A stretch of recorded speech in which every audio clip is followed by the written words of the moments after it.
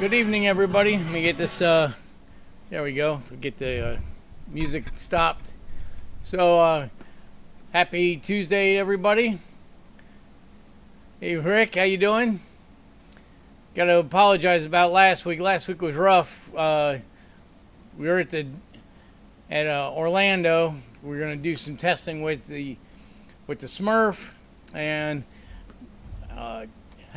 was running way behind, and then it got rain at the track, and so by the time the track went hot, and we were messing around with some of the things on the car and stuff, 7 o'clock came and went, and we totally missed that whole thing. So I apologize about that. Hey Dave, how you doing? Yeah, so that was a real big blooper on my part. What a mess. But yeah, that's I didn't have anything else planned, so when time went by, it kind of just got ahead of me, and there was nothing I could really do about it. So apologize, sorry about that, and we'll move on from there. So that's why I went ahead and used this as episode 107, since there wasn't one last week. And I'll work harder next time to try to get something organized better, so that the show will go on no matter what, even if we're at the track and stuff. So been just kind of trying to get caught up with everything in the area. Got projects going all over the place. So to get everybody caught up with the Olnick C60 vintage race car hauler, I did find out that the wiring is correct. It has a bad pressure switch plate in the transmission. It's actually a switch, multiple switches in one unit, that tells the computer when each solenoid is open or closed, so it knows whether it's doing its correct thing. So I got to I went up and got part numbers or VIN number and stuff off the transmission. We identified it as a 2004, but the TranStar needs more information to get parts, so I have to go back up and drop the pan and get switch component colors and connector colors, so we can get some more parts for that and hopefully get that thing back going. So that's I'm gonna try to get up there on Thursday, and that'll be our update on the Olnick for now. Try to get that thing running and get it out of the parking where it's at now, and get it shifting so we can get it finished up and get it to the body shop. So been working on, I got Rob's 67 Camaro here, doing a radiator swap in that. Got more things finished up on Dave's car, so we're starting to do some road testing on that. I'll show you guys, get you update on that. Got the NASCAR in the shop and starting to work on the radiator, which measurement wise looked like it was going to fit in no problem, but there's some issues there, so we're working on that. And what else? Update on Leo's 4200. So, as you guys have been on the show, have seen, I used stainless tubing, and we had to drill a large hole, and it was dumping a lot of fluid. So we went to aluminum tubing. Well, let me step back. I talked to some guys that have set these valve spring oilers up in like NASCAR and other stock car valve covers and stuff like that, to get valve spring longevity. And they're using aluminum 6061 T6 tubing, and they were using a 025 drill bit. So I went ahead and ordered those components, but having a really hard time with trying to get to get a good alignment to get the holes drilled. So the only chuck I had in the shop that would go down to that small of a bit had an adapter, wasn't actually mounted in a drill. Used a dial indicator, and I had too much run out in my drill press. I had too much run out in the drill chuck adapter for the milling machine. So I had to come up with a new idea. And so what I did was I made a fixture to hold the line and then drill through the fixture so that it would be centered on each hole. So I'm putting together a video for that, but I can show you guys some of the things. I'll kind of fast forward through the video so we can kind of see what's going on with that. But let me get that queued up here. Oh, that's not.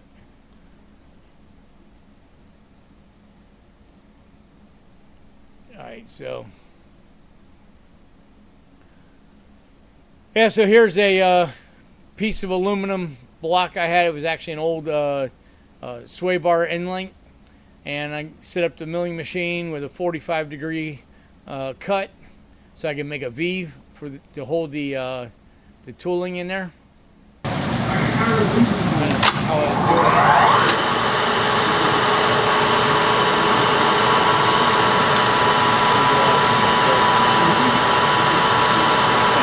Just a little bit.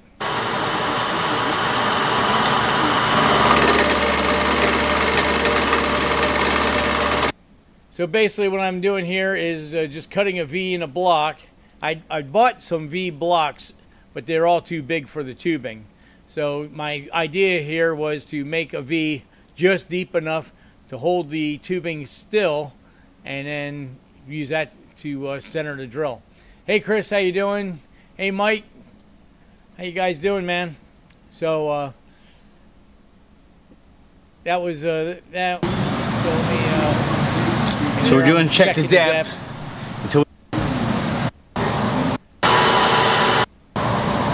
Now another depth test. So here's kind of a depth check. We can see we're getting a lot deeper there. I'd say one more cut. So let me go ahead and find, once I get that all done.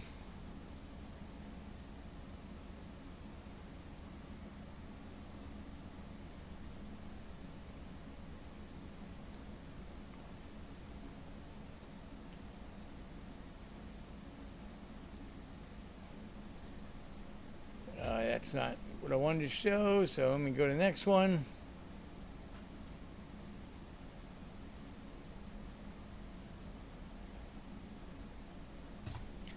So there you can see there's the aluminum piece with the V cut in it. I went ahead and took a fly cutter to square off the fixture so it was good. And now what I'm doing is I'm going to run, there's the 025 drill bit. I'm going to run through this at the V, and that way when you flip it over, it'll center itself on the line. So here's drilling that out. Use the clamp as a steady rest, and we'll try to get this drilled properly without breaking the drill bit.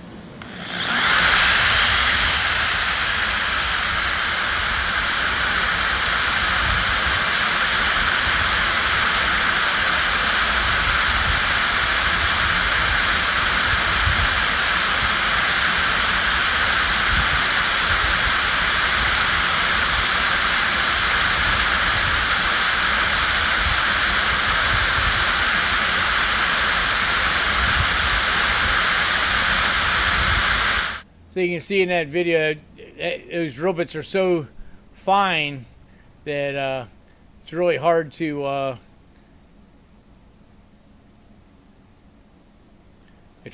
even get the drill bit to stay steady, not even putting any load on it. So, but when I got done, this is kind of where it's at when I was done.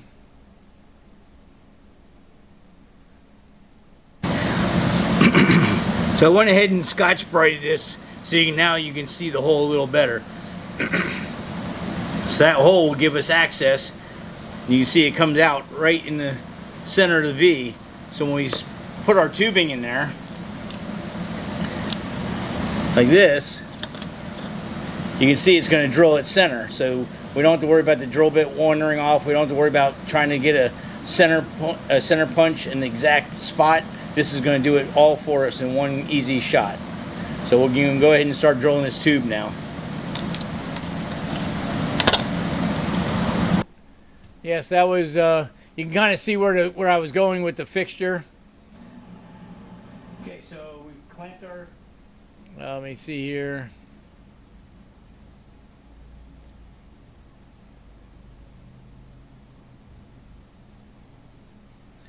So here's drilling the first rail. There to the cylinder head deck. And you can see the red hash lines. Those are where our valve springs are.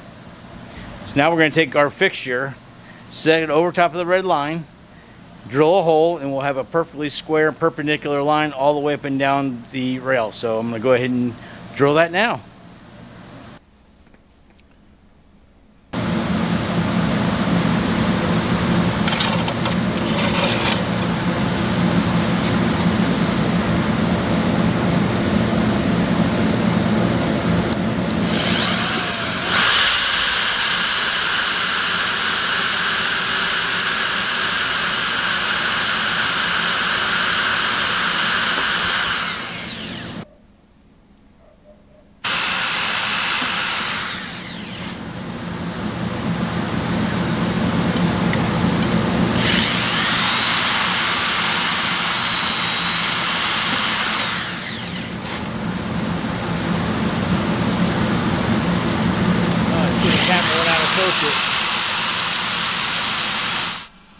But you kind of get the idea there where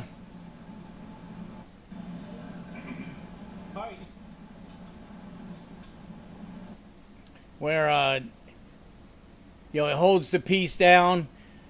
Plus you've got some support from the thickness of the fixture to help hold the drill bit. So I was actually able to drill all the holes with one bit without breaking the bit off. So that worked out really well.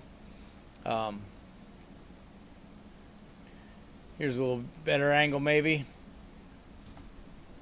This is the second line I had to drill. You can see it's got blue lines on it.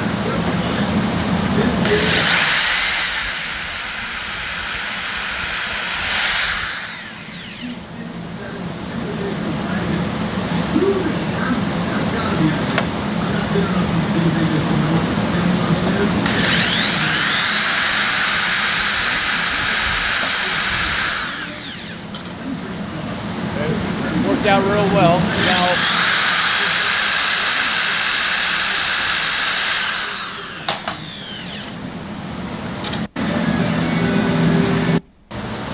All right, so we have all the new lines installed. so yeah, so with that, all the holes were perpendicular. That way they would spray directly on the retainer, so that the valve stem and guide and roller tip would all get oil. So that should cure that issue. So once I got that in, I did machine a couple of the aftermarket caps to make them sit properly, and I did two oil tests. One is, you know, to go ahead and see how those spray bars were, so I can show you that. It's here. Everything's got its little tabs and brackets.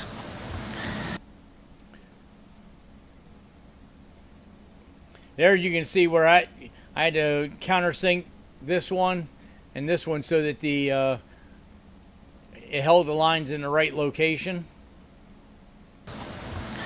Got the AccuSump plugged in. 75 pounds of oil pressure. Let's see how it does. Well, let me set my watch. Okay, here we go. See if I can stop this. I didn't realize I was shaking the camera so much. Now we have oil coming out of all the lines.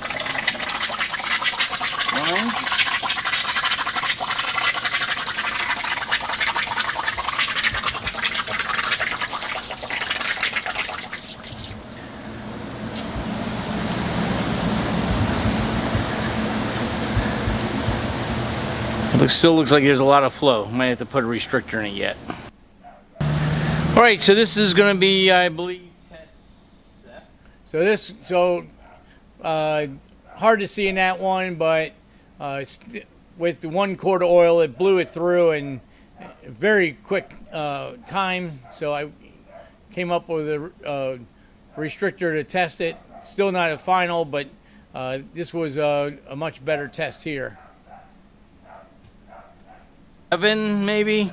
So we have our aluminum lines with our 025 spray bar holes in it. And now I've taken this T-block out and put a 91 thousandths restrictor in that. So it just so happened a Zex nitrous jet fits in the fitting pretty good, so that's what we did. So we have 60 pounds on the pressure switch.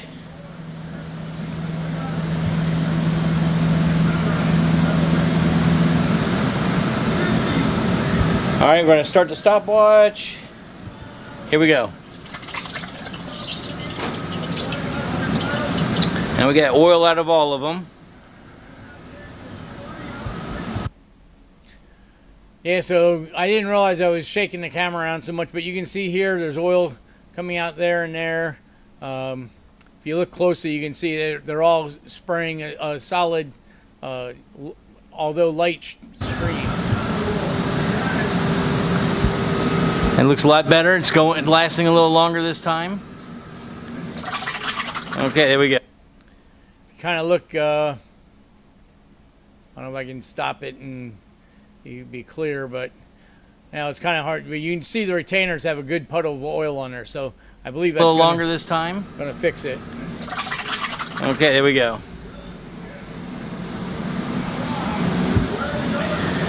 All right, so I think that worked out pretty good this time. I can see oil coming out of the cam towers. Kind of hard to see from different angles, but I do see some oil coming out there. So I think we're gonna let it ride at this. I think we're gonna call this good. So there you go. Our valve spring spray bars, success. So that's pretty much where we're at with the 4200 now. I will say, I said in the video that the Zex nitrous jet fit in the fitting, but I thought more about that, and there's really nothing. You know, I kind of put a small crimp on it so it would fit tightly in there, but that's not to say it would work its way out down the road. So I think I'm going to take it apart and put a solid fitting in there, and put a solid orifice in. And then I still have to adjust the valves, but hopefully within the next couple weeks we'll get over to Leo's and get this back on the engine. If I can work it out, I'd like to go ahead and get it on the chassis dyno at the same time, or hub dyno, and get the tune set up so that next time we go to the track we're ready to make a good pass. So that's kind of where we're at with the 4200. I believe, being that we're getting a pretty good puddle of oil on all the retainers, so obviously oil is going to go down around the guides. I mean, between the keepers and down the guides. It's not going to flood the guides, which I didn't want to do that either. I didn't want to put oil in the cylinder, but I just wanted to get lubrication on that. And plus, as the valves are going up and down, that'll also spray oil up on the lobe of the cam, so we should get tons of lubrication throughout the entire valve train, which at this point it seems to be pretty dry. And I wasn't able to show it on the video, but I did see oil riding down the sides of the cam tower, so the cam lobes are getting, or the cam journals are getting lubrication also with the second test, or test number 7 of all, with the restrictor in there. So I think that's going to work out real well, and you know, finally have this situation straightened out, and get Leo's car back going down the track and make this thing happen. And you know, a lot of time has passed, and unfortunately I don't have the time to just work on all of this R&D for Leo. You know, I've got a bunch of other projects going on at the same time, so there are time restraints that we've had on this, but I want to get this thing going, get this thing back to where it's where we're able to go to the track and make laps and do some tuning on it and actually make it do what it's supposed to do and get into the 7-second zone like we've been trying to do. So that's the update on the 4200.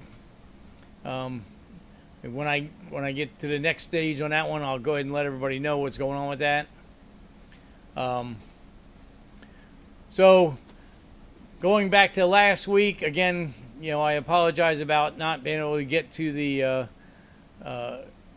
go live while we were at the track. Like I said, they had rain, and we were kind of thrashing in the pits between new engine and all the components being swapped out in the front of the car and stuff like that. So we did finally get everything going. So this is our first run here. Let me cue this up. All right, so this is the first run. You can see it was dark out because it had rained earlier, and it took them a while to prep the track and stuff. So we decided just to go ahead and get a break in on the tires.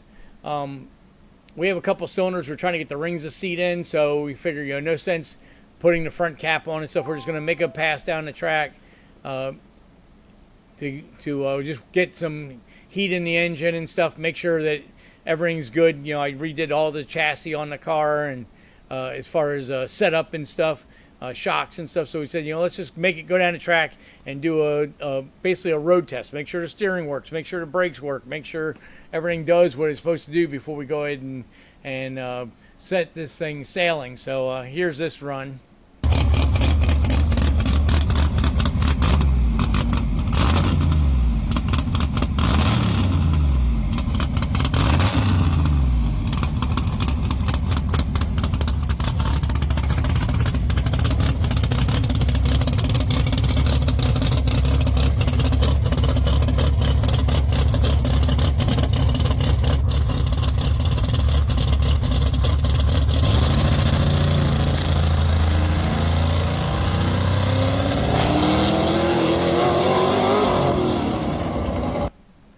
So that was that. That was just on motor, no nitrous, no nothing.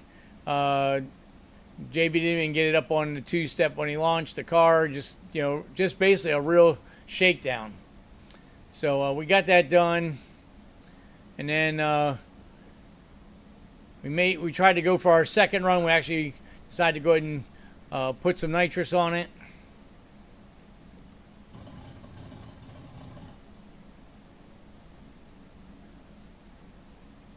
So here's try number 2.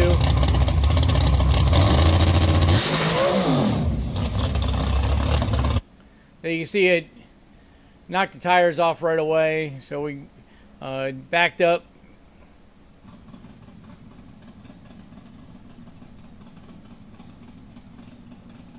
Let's see, is that, yeah, so hang on, let me stop this. So we backed up and went ahead and made another attempt.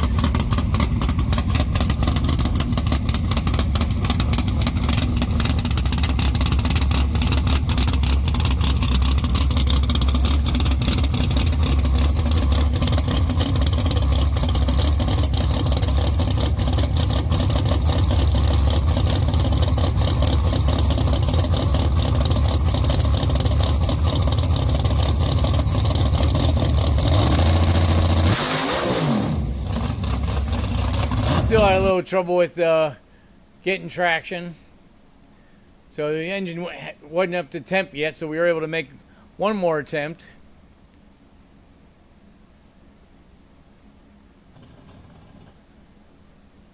Here's that one.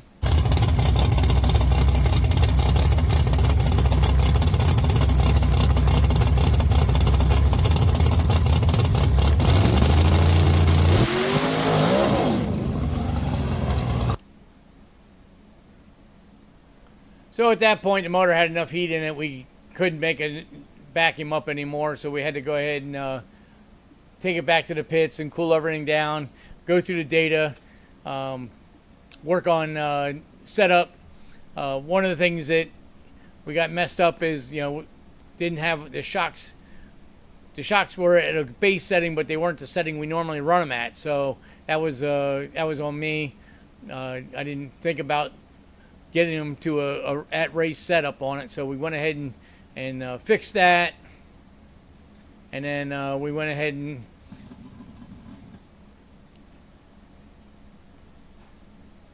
made our final run. I thought this was pretty cool. We had the hood scoop off, so the nitrous is coming directly out of the purge solenoid, so it made a really nice purge cloud.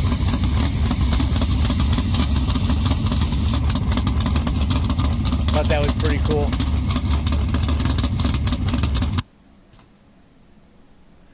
And so that's it was a purge. Let's see, where's... Oh, here's the third run.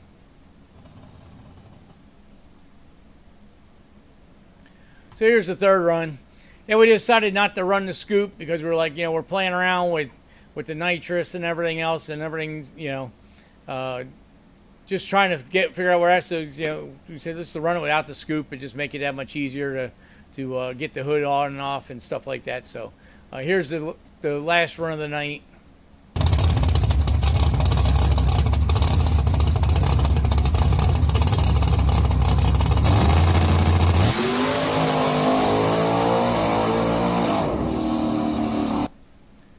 And there you go. So we ended on a good note.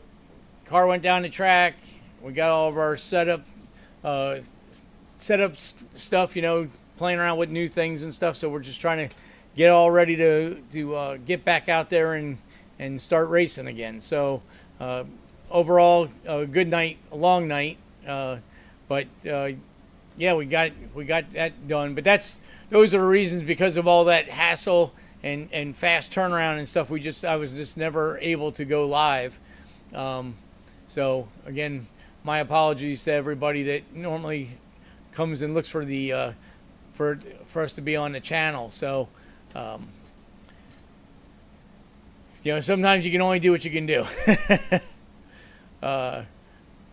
So let's go to Rob's car here.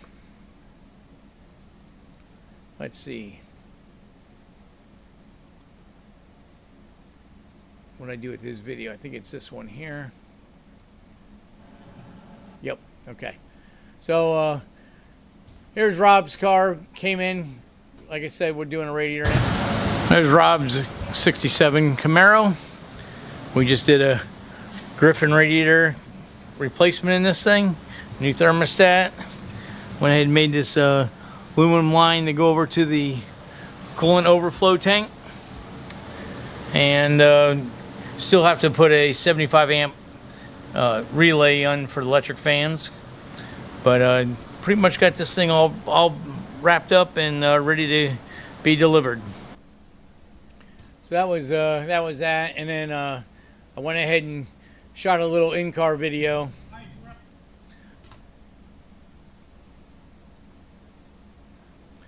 So here's a little in-car video. Alright, so we're out road testing Rob's 67 Camaro. Just came in for some service work and a new Griffin exact fit radiator with shroud and fans. Rob's been complaining it's getting a little warmer than he liked it. We pulled it apart. The overflow can wasn't connected anymore, so the radiator was a little low. And the thermostat was been toasted a couple of times. It was half open, so who knows if it was actually going fully open. But now we're just out test driving to make sure everything's okay so it can go home. So far, gauge is looking good. Air might need a little charge in it. It is hot out, but we'll have to see how that goes. So it's a 383 ZZ4 and 4L70 transmission. Sorry about that. It moves around pretty good.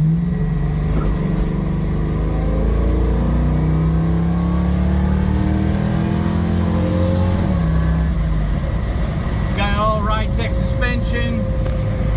The Ride-Tech rear end is a Curry 9-inch. I don't know if you can hear it, there's a little gear whine. I did not set this gear up. And wheelwood brakes all the way around, 6 piston in the front, 4 in the back. It's got rocket attack wheels on it. Really nice car. Rides real well. Rob's got almost 16,000 miles on it now, so since I put it together. So he's been driving the wheels off of it, having a great time.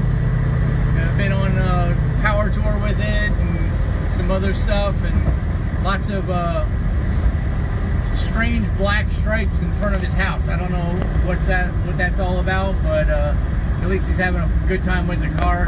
So we're just out road testing it, making sure it's all good to go. And let me get off the phone here and start driving. Excuse me. So that's one of the rides that worked on this last week. Got him just about dialed in now.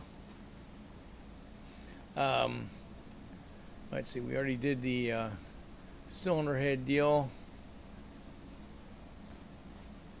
Oh, I went, so last week or 2 weeks ago, we got the AC lines done on Dave's car, on the Chevelle, and got the air conditioning working to a point. It's still blowing out the floor vents instead of out of the dash vents, so I got to look at that. Might have to do a reprogram on the Vintage Air, but I'm starting to work on getting some of the tuning done and doing drivability testing and stuff like that on it. So here's a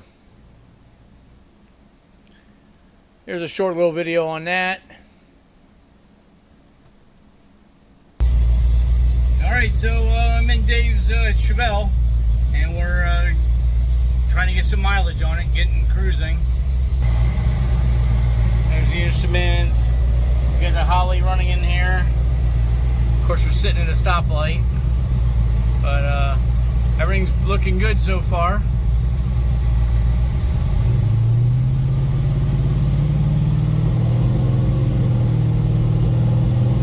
Seems like it's shifting pretty nice.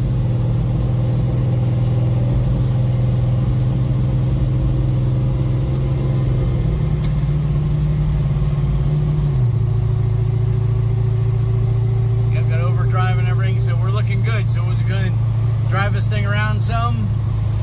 One of the things we've realized is the air conditioning is not blowing out the vents, it's blowing out the floor.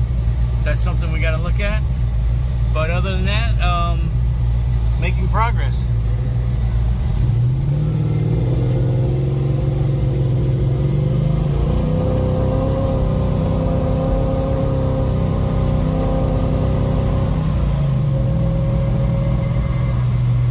Sounds super smooth, but we're data logging, so we'll be able to fix it once we get back to the shop. I don't want to be doing too much on the computer while we're driving. So with that being said, I should get off the camera. So see ya. Yeah, so you can hear in the video, it's got a little gurgle in the exhaust. We ran into this a while ago. When we first got the car running in the shop, and let me go ahead and show you the data record. So here's the data record. The yellow is our target AFR, and this teal is the actual. And you can see it's trying to follow the actual, but it's pretty jagged and it's jumping around quite a bit, and you can hear the engine kind of sputtering. You can actually even see it in the RPM graph how it's kind of jittery. And I realized that we ran into this before. So when we were first getting the car all connected, we didn't have the coil harnesses to wire in the inside the valve cover for the coils, and Dave grabbed a set off of Amazon, and when we first fired up the car, one bank only had 2 cylinders firing. So we were doing some diagnostic on it. Well, we went ahead and checked the coil harness and found the coil harness wasn't terminated properly. So I replaced that bank, the passenger bank, with just a stock harness that I had laying around. But what I realized when I was driving the car on this road test is that we never addressed the driver's side harness. So it still has one of those Amazon coil harnesses in the driver's side valve cover. So that's the next move on this thing, is to go ahead and replaced both of those harnesses with some Holly harnesses, and that should rectify that gurgle you hear in the exhaust note, and it's going to fix the jaggedness of the wideband. But that's an easy fix. We'll do that. I went ahead and made a secondary vacuum line to tie the two plenums together on his car, and that seemed to help the idling out quite a bit. We don't hear the big rush sound of the IAC and the out the velocity stacks. So for you guys that may not have been following this, or haven't been on the channel and seeing seeing what we were working on here, let me see if I can quickly find a picture of the engine bay on his car. Yeah,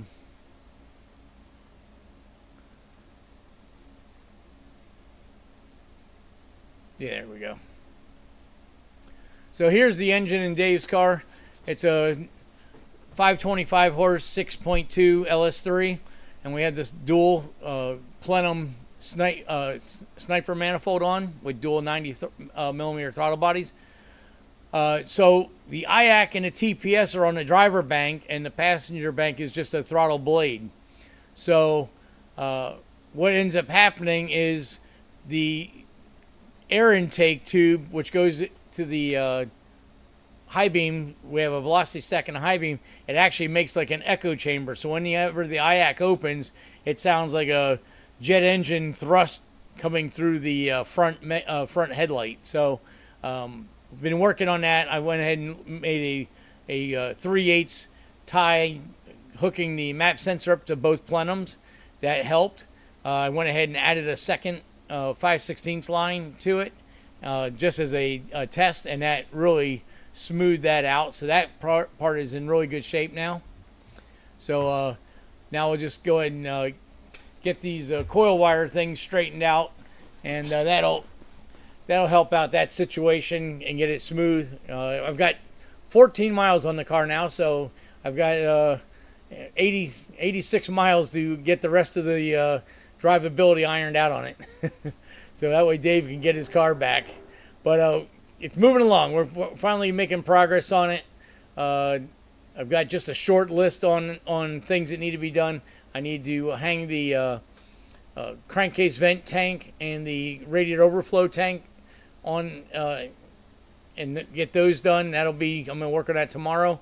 And then do the coil wires, the coil harnesses when they come in, and finish the road test. And this thing will be ready to roll. So we're making good progress on that. I'm really happy to get that moving along and get that going. I see Dave said, Coolio. Rick says, nice ride, Dave. Chris says, my wideband is all over the place. I got a cheap coil wires, huh? That's a possibility. It also depends on placement, and of course on your car, Chris, you're running a stock processor, so there could be some issues with the I think he's running speed density in that, so it just depends on how finite the map table is on your car. I mean, the choppy IAC, excuse me, the choppy wideband isn't a true telltale, but if the engine has some roughness to it, then the coil wires could be an issue. We had the same issue with the Olnick engine swap, because the coil harnesses and the coils came from a junkyard, and you could actually see some of the insulation coming off the coil harnesses, and that seemed to be the problem with that vehicle also. So it could be another issue.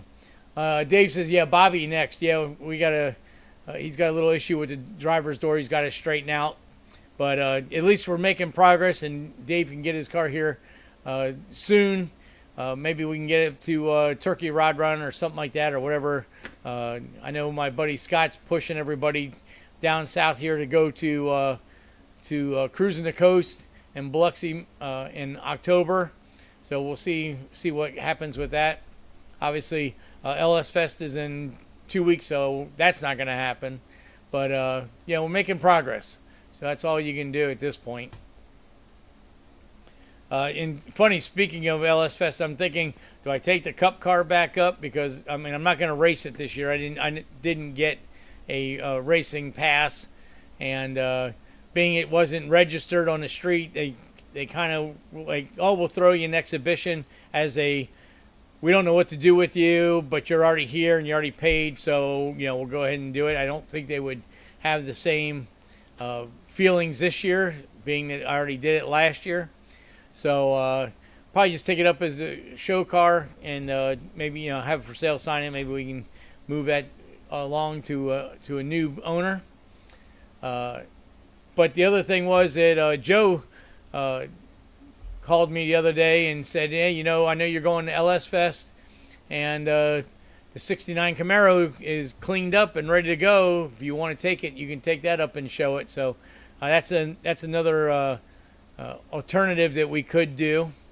So we'll see about that. So yeah, so Chris says Cup car progress. Yes, so that's next here. So let me shoot this little video. I shot this little video just before we went on air, so you could have some kind of sense of what's going on. Let me go ahead and start this up. So we had overheating issues with the small radiator that was in the car from 1992. Dave says, take your car. Yeah, it's not quite finished yet, though, Dave. I want to get one that's all ironed out, if you want to start it up and have it running and stuff. But thanks, and that is another opportunity, another possibility. So we'll see how that goes.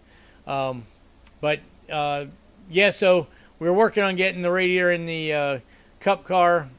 And so here's a little video I put together of this. No update on the NASCAR. Here's the old radiator. It's the one that has Alan Quickie written on the bottom of it. 1992. And working on getting a new radiator in. We had to take the fan shroud out, cut it all back here. It was bent up a little bit, so I went ahead and stuck it in the wheel and rolled it out, got it all nice and flat and tight in there. We mounted the surge tank back here behind the right front tire. You can get to the cap right there, so that'll be nice and easy. And the radiator's this one's big, so we're still having to work on that. I had to trim out a little bit there to get around the gearbox. Once I get the fan shroud in, I got to relocate the electric fans, so I'm glad I didn't take them out or cut them out. I had to cut the lower pipe off because it's actually real tight to the frame. You can see kind of right there. So we're still working on that in our spare time.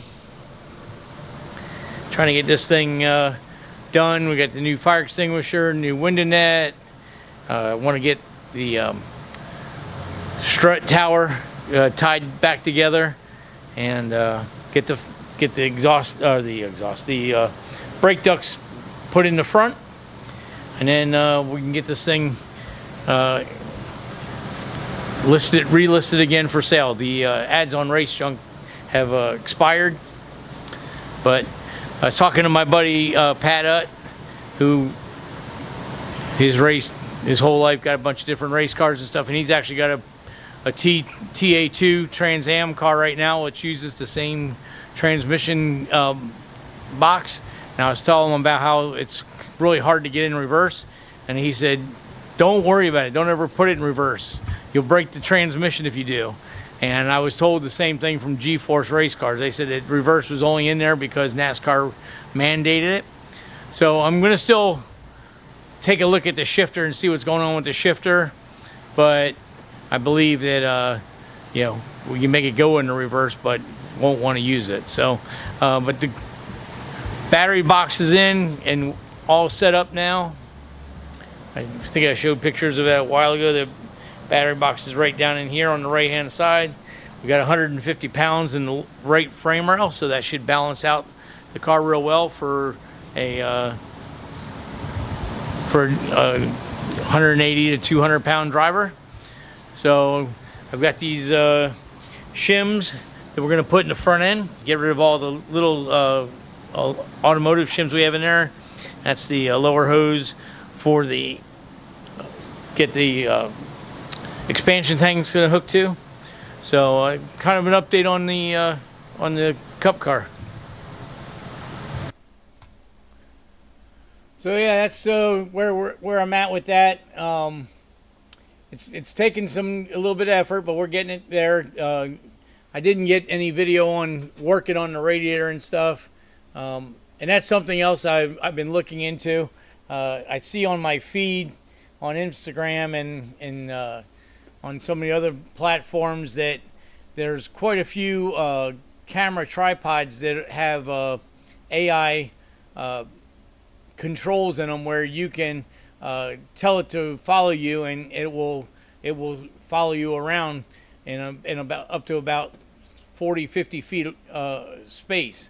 So I'm looking into those because then I could actually set the camera on the tripod and film while I'm working and not have to worry about trying to work and film. And it would also I could actually show working. I can't do work and film at the same time. So we'll see. I'm really curious about that. Really doing my due diligence on what type of a unit to buy. I think I'd like to get something that would do a smartphone and my DSLR. That way you can and it does. The other thing too is that they have it's a gimbal, so when you're walking around filming, the camera doesn't get a lot of bounce and stuff like that in it. So that'll work real good for like at LS Fest. I can go ahead and go around and get video there and not have it be so jittery and just blurry and all that stuff. I mean, you could see when I did the oil squirter video, I mean, that was just ridiculous.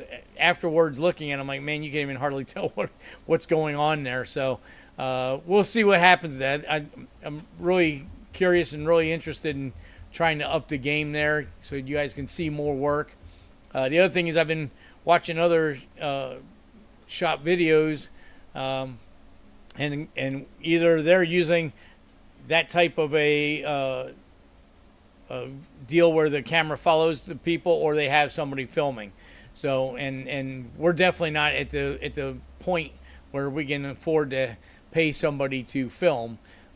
Barely even make enough to keep the equipment running. So, but in the same token, you got to get things better, and I think it would be easier to get more of the content videos done. Right now, I've got a lot of content videos ready to be edited and put on the channel, but because I was working and trying to get video in between the jobs to keep everything updated, there ends up being holes where there's pieces of information missing and doesn't tell a good timeline of the video. So it takes me a lot of extra time to try to figure out how to fix that and make it look seamless where it makes sense in the video. So I need to get back on those and get a bunch of videos out again. I've got a bunch of update videos on the Cup car. Yeah, teach Benji how to hold the camera. That'd be a good one, right? He is coming along though. Yeah, so we'll see about that. I think that's going to be a good move. There are units out there that are really expensive and work really good, and not something I want to spend the money on or have the money to spend on. But there are some cheaper brands that seem to be almost as good, so it may be worthwhile to invest in a cheaper unit now, and then if that works out well, update to a better unit. The biggest takeaway I've seen is the weight of the unit, which I don't really care about, and it seems like the cheaper ones, they have rechargeable batteries that are built in but not replaceable, so once the battery dies, the unit is junk. And the better ones have batteries that you can actually have 3 or 4 batteries and keep them charged, and you could film all day and all night and just keep swapping batteries out. So obviously those cost a lot more money, and not something I'm ready to invest in yet, but we'll see. And the ones that you can't take the battery out doesn't mean I can't take the battery out. I've got a lot of tools here in the shop. I can probably cut the thing apart and figure it out. So we'll see. But things to come. I'd like to have something for Daytona for LS Fest. So we'll see how that pans out. See how far I can get with the Cup car, if it's going to be ready to go. Obviously, the Cup car would be the most advantageous to take to LS Fest, because you're a different part of the country, get new eyes on the car, and maybe you might find a buyer. Although Dave's car is really close to being ready to go. I mean, we could do a quick detail on that thing, and it'd be good enough to take. And of course, Joe's car is a phenomenal '69 Camaro, although there's tons of Camaros out there. But I think we've done a good job in taking his a couple notches higher than everybody else's. So we have some alternate plans there. We got a couple different ways of going. I think Scott's going to take his Le Mans up, and he's going to run it on the quarter mile. I don't know how many passes he's going to try to make, but definitely going to get footage of that, and we'll get some filming of all the events that are going on at the show. So that'll be coming up soon. So that's pretty much where I'm at. Catch you guys up to where we're at in the shop. I need to get the Smurf back in the shop, being that was a fresh engine build. We want to redo the leak down and the valve lash to see where we're at with that, and that'll give us a good indication of where we're at with the fresh engine. And there's a couple little things that Jason, the driver, noticed that he wanted little knickknacks, things moved here and things done, that and that. They always keep me busy on that thing, so we'll get that back in the shop and get that going, and stay on Dave Chevelle getting that thing knocked out, and then hopefully soon here we can get back on the Buick T-Type. I didn't give you any updates on that because we haven't got anything done to it. So, but that's where we're at with the things. Again, I really apologize about not having the show on last week. I thought I could swing it. Typically, when we test on Tuesdays up in Orlando, the track goes hot at 5. So we usually make a run by like 6. And so between 6 and 7, we're turning, getting the car turned around for our second or third run. And it's real easy to, at that point, jump on the live and, go from there. This week that didn't work out, though. We were doing nothing until basically 6:45, 6:30, and then it was all hands on deck to get everything going since the track went hot. And so just one of those deals that, next thing you know, I looked at my watch and it was almost 8 o'clock. And I'm like, wow, we missed that. We missed that totally.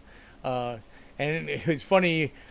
Dave was actually up at the track with his buddy John, and they got to see a couple of Justin Swanstrom's cars go down the track. There was a lot of fast cars up there running, and Chris actually reached out and said, "Everything okay?" Because I wasn't on the live. So, but things like that happen. I think out of the 108 or 109 weeks now that we've been doing the live show, I think this was the only one that we actually totally missed not having anything on it. So I think that's not terrible. I know we've had some equipment glitches before that I had to switch to a phone and start late, and a couple times we were out of town and I did them remote from another location, but we pretty much always try to have something there for you. Hopefully next week we can get back into some tech stuff. But we'll always keep you updated on the what's going on in the shop, and hopefully, fingers crossed, when we get back from LS Fest, we can get the Vet Hawk back in here and get going back on that show, on that project car. I really wanted to have that maybe bolted together for the LS Fest this year. Obviously, that didn't happen. We're a long ways away, but I have a year now, so hopefully by next year, probably won't be painted or anything, but hopefully it'll be running for running for next year's LS Fest, and whatever other events we can get to, and then over that, I'd like to over the winter of 26 go ahead and get the car painted, and then have its debut as a finished project. But that's pretty much where we're at now. For you guys that saw, we have a new pup, a new shop inspector. He's doing good. He just turned 13 weeks yesterday. He's the wife has been working on him. Our youngest daughter is home from St. Louis right now. She brought her dog down, so he's getting some dog-to-dog training on playing and fetching and stuff. And the girls have been working hard. He sits, shakes. You can have him stay. He's not so good on that yet, but you can get him to chill for a minute. And he's coming along on the potty training. He's not there yet. He's having to be roped off in half the house, but we'll see how that all works out. But I think that's about it. Dave says let's get her done, and I see Chris says thanks, good night. Yeah, I think we're going to go ahead and pull the plug for tonight. Try to get the rest of the Cup car updates done for next week, and some more road tests on Dave's car, and hopefully get a road test video on the Olnick. So a lot of things are still in the pot here, still trying to churn away. So let's go ahead and say goodnight. Remember, subscribe if you haven't subscribed. Hit the like button. It helps with the algorithm. Share if you got some friends you want to use the share button and share the channel with other friends. Get other people come and watch. We're steady picking up people, but it's taking a bit of time, and I need to get some more videos on there. So with all that, I'm going to say good night, and everybody have a great week, and see you all later. See ya!